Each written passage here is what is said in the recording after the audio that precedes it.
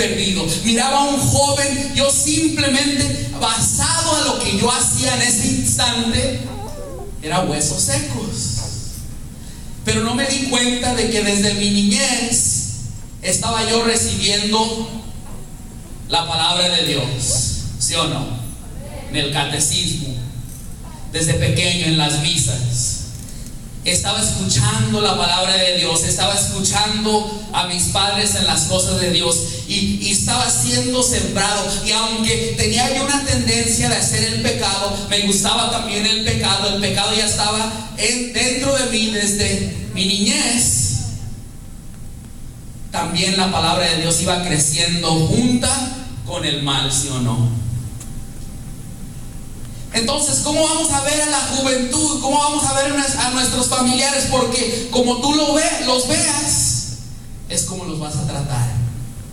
Si tú simplemente ves huesos secos, allí no hay que entrar, allí no hay que plantar, hay que irnos para acá, porque esta gente, porque estos sí escuchan, hay que dejar a estos, acá hay que dejarlos solos, porque estos son rudos, porque estos levantan su voz. Imagínense si mi mamá hubiera tomado esa actitud, ¿estuviera yo aquí?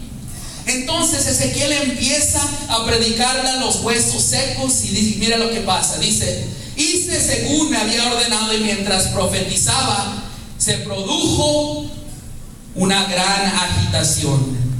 Los huesos se acercaron unos a otros, y vi cómo se cubrían de nervios, brotaba la carne y se extendía sobre ellos la piel, pero no había sobre ellos espíritu.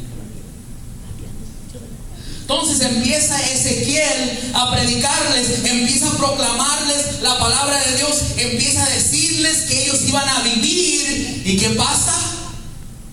Empiezan a vivir, empiezan a acercarse estos huesos. ¿Quieres que florezca un joven? Afírmalo. Dile a ese joven que vale mucho. ¿Quieres matar a un joven? Dile a ese joven: ¿sabes qué? Andas en pecado y te vas a ir al infierno y nunca vas a cambiar, y esas palabras van a producir muerte. Pero si tú empiezas a decirle: te veo predicando, te veo las cosas de Dios, y tú empiezas a afirmarlo, vas a ver que las cosas van a cambiar. Vas a ver que bien de repente va a querer entrar en las cosas de Dios. Recuerdo una vez estaba predicando en la parroquia de Santa Lucía en Long Beach, y llega una señora y me dice: mi hijo es un drogadicto, fuma marihuana. Y le digo: ¿dónde está su hijo? Me apunta, y estaba sentado el muchacho. Y me dice ella: qué bueno que está aquí, porque escuchó su testimonio de cómo usted salió del alcohol, las drogas, de todo eso. Pero él no quiere escuchar de las cosas de Dios. Le dije: mire, esto es lo que va a pasar. Estaba yo seguro que esto iba a pasar. Que el muchacho iba a recibir algo del grupo, pero ustedes saben cómo son los jóvenes. De tanto juzgarlos, ¿saben lo que pasa con los jóvenes? De tanto que son juzgados, ¿saben lo que hacen?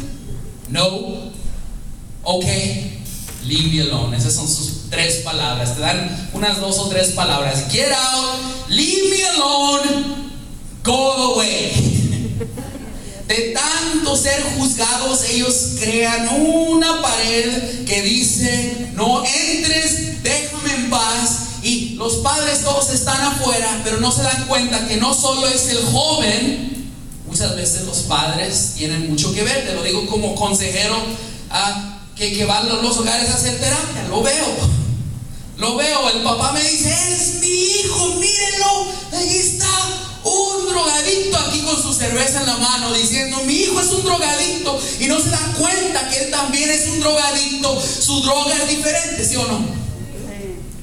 Y me dice, entonces esta señora me dice: ahí está mi hijo, mire, ahí está. Pero él no va a querer escuchar. Ya ha ido a un retiro, y ¿sabe lo que pasó? Nunca quiso volver. Entonces le dije: mire, señora, esto es lo que va a pasar. Usted va a ir en el carro y le va a preguntar al joven ¿qué pensaste de la predicación? Y él va a decir: no sé, estuvo más o menos, no es para mí. Y inmediatamente usted va a reaccionar y decir: pero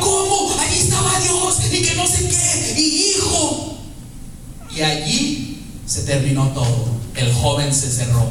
Pero si ella va y le dice: gracias, hijo, por venir, gracias, sentiste la presencia de Dios que yo sentí, ¿y qué pensaste? Y si le empezamos a hablar así, de esa forma, cambia la cosa. Te lo digo porque yo sé que es más difícil con los que más queremos. Te lo digo porque yo tengo un hermano, una hermana que no están en las cosas de Dios, y una hija que está más o menos.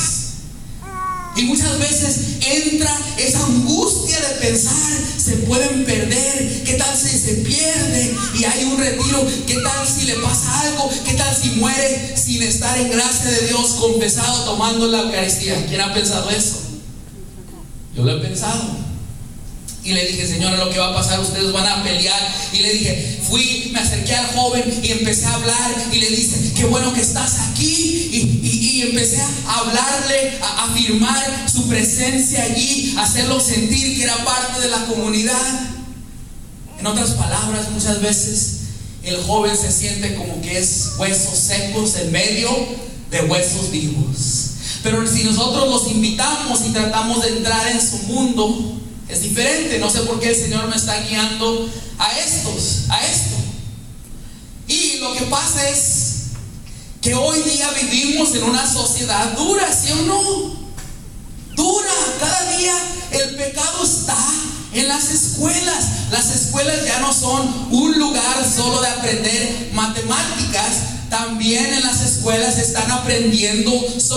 Las escuelas ahora quieren dictar lo que es la moralidad, ¿sí o no? Las escuelas ahora dicen que simplemente educan, y qué bueno si solo enseñaran matemáticas, inglés, a todo lo que tienen que enseñar. Ahora en las iglesias están enseñando sobre el sexo. Llega gente de estas organizaciones y les da condones, les reparten. Les está enseñando una forma alternativa sobre el matrimonio, ¿sí o no? Muy pronto todo esto va a estar en los textos. Es más, cuando yo fui a la universidad UCLA, todo ya estaba allí. Simplemente lo que pasó, que nosotros nos encerramos en las iglesias y no nos metimos en la política, ¿sí o no? Ahora vemos los que se interesaron en la política, era gente sin Dios, era gente liberal, gente que no le importa lo que dice la Biblia, lo que dice la palabra de Dios, que le importa hacer dinero, ¿sí o no? Y dejamos que huesos secos se metieran en lugares importantes. Y ahora nosotros estamos mirando que está decayendo la moralidad de tantos lugares, y simplemente estamos nosotros, ¿qué hacemos? Y podemos decir: bueno, mi hijo, mi hija va a ser afectados, van a ellos recibir esta moralidad. No. Si tú te preocupas por su salvación, si tú doblas sus rodillas, si tú empiezas a decirle: hijo, tú eres un hijo de Dios, hija, tú eres, Dios te creó, si tú le enseñas la verdad, no tenemos por qué preocuparnos, ¿sí o no? Amén. Y dice la palabra de Dios, nosotros, ¿sí o no? Si somos católicos, hemos bautizado nuestros hijos desde la niñez. Qué bueno que hicimos eso, amén. Amén. Quiere decir que ya tienen el Espíritu de Dios. Gloria a Dios. Dentro de ellos. Pero ¿qué pasa? ¿Qué pasa? ¿Por qué si son ya bautizados, por qué no crecen y afirman esa identidad? Esa identidad que son creación, imagen de Dios. ¿Por qué? ¿Te has preguntado tú por qué mi hijo en cuanto llegó? Muy fácil, muy simple. El pecado, ¿sí o no? El pecado. Había parte de mí, lo dice el mismo San Pablo, dice: hay parte de mí que quiere hacer el bien, pero hay otra cosa en mi carne trabajando para que yo haga el mal, ¿sí o no? Amén. Es más, cuando Caín mató a Abel, dentro de cada uno de nosotros hay un Caín, ¿sí o no? El Caín que quiere hacer el pecado, el Caín que quiere dejar las obras de Dios, el Caín que quiere ser rico, y dentro de mí hay un Abel que quiere alabar a Dios, ¿sí o no? Que quiere ir a la iglesia, que quiere orar todo el día. Y hay esa lucha, ¿sí o no? Y me doy cuenta como bautizado, dice la palabra de Dios en Marcos 16, dice esto: el que crea y sea bautizado, será salvo. ¿Escuchaste esto? Desde mi niñez yo había sido bautizado, pero ¿era salvo? ¿Quién sabe? Cuando realmente yo sentí que estaba viviendo una vida que estaba salvado del pecado fue cuando a los 21 años yo decidí creer en Cristo, creer que Él era el Señor. Cuando yo entré en esa iglesia, después de probar todo, le dije: Señor, ahora sí quiero ver si es cierto, sí o no. Y cuando yo le dije al Señor que yo quería creer en Él y vivir en Él, me desperté, sí o no. Hubo un despertar espiritual. Ese bautismo que ya tenía por dentro se hizo realidad, ¿sí o no? Es lo que dice Raniero Cantalamessa, un sacerdote que está en el Vaticano, que le predicaba a Juan Pablo II. Amén. Amén. Y dice así: pero no tenían espíritu, ¿sí o no? Cuando yo empecé a creer en Dios, hubo ese despertar, pero aún había esa lucha. ¿Recuerdas tú? Los que ya hemos entrado en el camino de Dios, hay una lucha, ¿sí o no? Amén. Tú sientes la lucha, tú sientes que quieres agradar a Dios. Y dice así, pero no había en ellos espíritu. Y dice: entonces me dijo: profetiza, hijo de hombre, llama al espíritu. Dirás al espíritu: esto dice Yahvé, espíritu, ven desde los 4 vientos, sopla sobre estos muertos para que vivan. Profeticé según la orden que había recibido, y el espíritu entró en ellos, recuperaron la vida y se levantaron sobre sus pies. Era una multitud grande y inmensa. Les voy a contar la historia sobre un predicador pentecostal, se llamaba David Wilkerson. Y este pastor pentecostal tenía una iglesia en Pensilvania muy pequeña, donde era gente muy simple, gente mayor, y dice que él le encantaba su vida siendo pastor de esta iglesia. Y dice él que un día él notaba que desde las 12 de la noche hasta las 2 de la mañana él miraba televisión. Y había algo que todos los días lo estaba molestando. Y un día él le dijo al Señor: Señor, ¿tú quieres que venda mi televisor? Y dijo: ok, Señor, te voy a poner a prueba. Le dijo él así. Y le dijo: Señor, si tú quieres que venda mi televisor y ore de las 12 hasta las 2 de la mañana, lo voy a poner en el periódico, y en media hora quiero que se venda el televisor. Si se vende el televisor, quiere decir que de las 12 hasta las 2 de la mañana yo voy a orar. Y pone la pone en el periódico. Este es como en el año 1957, 58. La pone en el periódico, y a la media hora le tiene una llamada. Tiene un televisor RCA, y se lo compran. Y este hombre empieza a orar de las 12 hasta las 2. Y un día, estando en oración, agarra una revista y mira unos pandilleros en Nueva York allí en la revista, y dice que habían matado a un joven. Y él, cuando ve esta revista, le empiezan a salir las lágrimas, y él dice: bueno, yo estoy acostumbrado a solo gente simple, gente que vive en un rancho, podemos decir. Pero estos jóvenes pandilleros, yo nunca he mirado a un pandillero, pero algo le decía: ve y predícale a esos pandilleros. Y cuando él se decide ir para allá, mucha gente le decía: ¿tú qué conoces de pandillas? Tú eres un americano, te van a matar, te van a golpear. Y la gente solo miraba huesos secos allá en Nueva York entre estos pandilleros. La mayoría de la gente no quería nada que ver con estos pandilleros. Pero este hombre, el espíritu le decía: ve. Y él empezó a ir y empezó a predicar en las calles. Y bien, de repente los jóvenes en las pandillas empezaron a venir a los pies del Señor y empezaron a aceptar al Señor y empezaron a ser bautizados en el Espíritu Santo. Y ellos, estos jóvenes, empezaron a salir a las calles a predicar, ungidos por el Espíritu Santo, y empezaron un centro de drogas. Y me doy cuenta que el Espíritu Santo no tiene límites. El que lo limita somos nosotros. Porque decimos, yo ya estoy muy vieja, ya tengo 60, ¿por qué no vine cuando tenía 20 o 15 años? Es tu culpa, Dios, porque no me llamaste a los 15 años. Ahorita pudiera tener un ministerio, ¿sí o no? Señor, es por mi pasado, es que me abandonaron de niñez y tenemos muchas excusas. Pero déjame decirte que cuando el Espíritu entra en alguien y te llena, a estos huesos secos que somos nosotros empiezan a vivir, ¿sí o no? Y empezamos a sentir un llamado, empezamos a sentir que hay un pueblo allá que está muerto, ¿sí o no? Amén.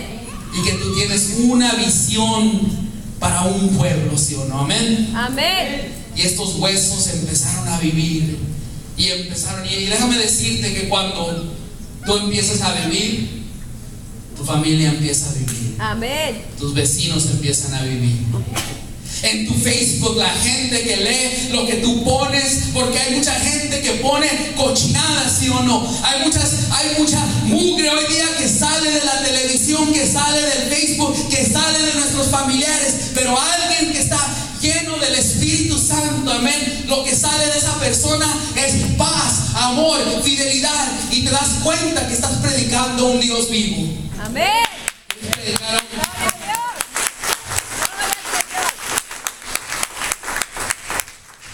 Y dice así, dice que un día había un hombre llamado Nicodemo.